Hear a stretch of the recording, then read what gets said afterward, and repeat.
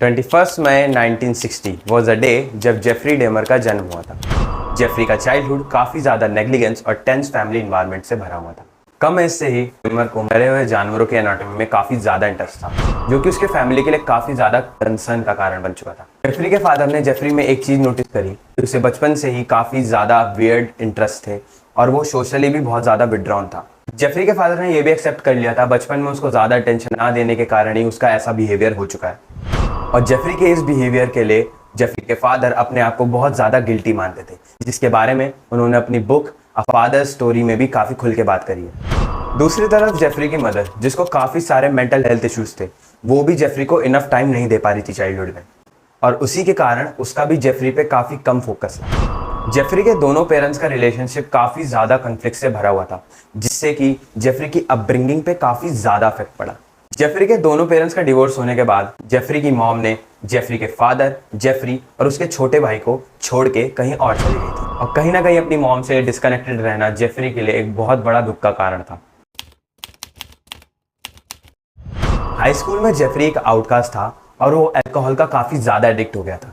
लोग उसे एक लोनर की तरह कंसिडर करते थे, जो कि लोगों के साथ घुलने मिलने में काफ़ी ज़्यादा स्ट्रगल करता था। डिस्पाइट उसके ट्रबल्ड बिहेवियर के, उसने 1978 में अपने हाई स्कूल से ग्रेजुएट करा। हाई स्कूल से ग्रेजुएट होने के बाद जेफरी ने 18 साल की उम्र में अपने पहले मर्डर को अंजाम दिया। हाई स्कूल से ग्रेजुएट होने के बाद जेफरी एक दिन अपने घर के आसपास गाड़ी से घूम रहा था, तभी उसे एक हिचकिकर दिखा जिसका नाम था स्टीवन हिक्स। स्टीवन हर हिचकिकर की तरह रोड पे खड़ा होकर लिफ्ट मांग रहा था। स्टीवन को अपने घर पे एक पार्टी में जाना था, जिसके लिए उसने जेफरी से लिफ्ट मांगने की कोशिश की।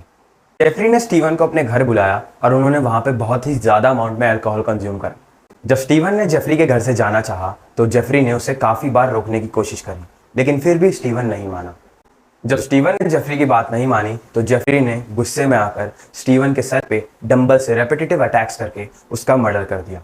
उसके बाद जेफरी ने स्टीवन की बॉडी को कई हिस्सों में काट के अपने बैकयार्ड में दफना दिया, और ये पहला मर्डर उसकी एक हॉरिफाइंग क्रिमिनल हिस्ट्री की शुरुआत ही थी।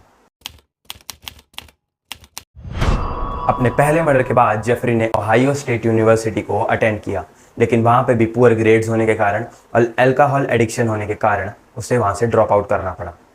उसके बाद 1979 में जेफरी ने यूएस आर्मी ज्वाइन करके जर्मनी में एज अ कॉम्बैट मेडिक भी सर्व करा, लेकिन उसके अल्कोहलिज्म के कारण उसे वहाँ से भी डिस्चार्ज कर दिया गया।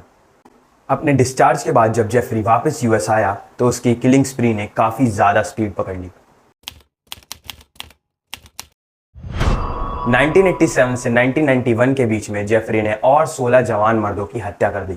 वो अक्सर अपने विक्टिम्स को क्लब से अपने अपार्टमेंट तक ल्यूर करके लाता था, जहां पे वो उन्हें ड्रग्स देके सेक्सुअली असॉल्ट करता था और अपनी नीड्स पूरी हो जाने के बाद उनका मर्डर कर देता था। जैसे जैसे जेफरी को डिसमेंबरमेंट और प्रिजर्वेशन के प्रोसेस के बारे में पता लगा, उसके मर्डर करने का तरीका और ज़्यादा ग्रूसम होता गया। वो अपने विक्टिम्स के साथ कैनिबलिज्म और नेक्रोफीलिया के एक्ट्स में भी इंगेज करता था। उसके अपार्टमेंट से कई सारे विक्टिम्स के बॉडी पार्ट्स और उनकी डेड बॉडीज की फोटो भी बरामद हुई। 22 जुलाई 1991 वॉज द डे जिस दिन जेफरी के मर्डर क्रिमिनल हिस्ट्री पे से पर्दाफाश हुआ। ट्रेसी एडवर्ड, जो कि उसके इंटेंडेड विक्टिम में से एक था, ट्रेसी का जेफरी के जीवन में आना एक काफी ज्यादा क्रूशियल पॉइंट था। जेफरी ने ट्रेसी को भी अपने बाकी सारे विक्टिम की तरह ड्रग देके सेक्सुअली असॉल्ट करना चाहा, लेकिन जैसे ही ट्रेसी को जेफरी के इंटेंशंस का पता लगा, वो तुरंत उसके अपार्टमेंट से एस्केप कर, और उसके अपार्टमेंट से एस्केप करते ही उसने पुलिस को जेफरी के घर के बारे में इन्फॉर्म करा। ट्रेसी ने पुलिस को जेफरी के ग्रूसम एक्ट्स के बारे में बताया, जिसके कारण जेफरी फाइनली अरेस्ट हुआ। अपने ट्रायल के दौरान जेफरी ने 15 मर्डर्स के लिए गिल्टी बट इनसेन प्लीड किया, लेकिन जूरी ने उसे लीगली सेन पाया और उसे कॉन्जिक्यूटिव 15 लाइफ टर्म के लिए सेंटेंस कर दिया। अपने ट्रायल के दौरान जेफरी ने अपने कैनिबलिज्म और नेक्रोफीलिया के एक्ट को पूरी तरीके से रिवील करा, जिसने कि पूरे देश को चौंका के रख दिया। 28 नवंबर 1994 वॉज द डे जिस दिन जेफरी की हत्या हुई। उस दिन जेफरी जेल के बाथरूम में क्लीनिंग ड्यूटीज परफॉर्म कर रहा था, जिसके दौरान उसके इनमेट ने उसकी रॉड से हत्या कर दी।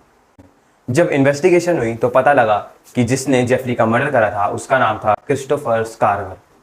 जब क्रिस्टोफर से पूछा कि उसने जेफरी का मर्डर क्यों करा, तो उसने कहा उसके अकॉर्डिंग जेफरी एक बहुत ही ज़्यादा वॉयलेंट क्रिमिनल था और उसको उसके पाप की सज़ा मिलना ज़रूरी था। अपने इस इंसिडेंट को जस्टिफाई करते हुए क्रिस्टोफर ने यह कहा कि वो अपने रिलीजियस बिलीफ्स के अकॉर्डिंग इविल को खत्म करना चाहता था।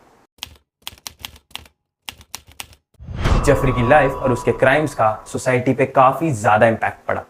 जेफरी जैसे क्रिमिनल्स के बारे में जब लोग सोचते हैं तो अक्सर ये पॉइंट ज़रूर बाहर निकल के आता है कि कैसे हमें लोगों की मेंटल हेल्थ पे डिस्कस करना चाहिए, क्योंकि अक्सर मेंटल हेल्थ ही होती है जो कि लोगों को ऐसे काम करने पे मजबूर करती है। कि हॉरिफिक लेगेसी और क्रिमिनल हिस्ट्री लोगों को अभी तक हॉरिफाई करती है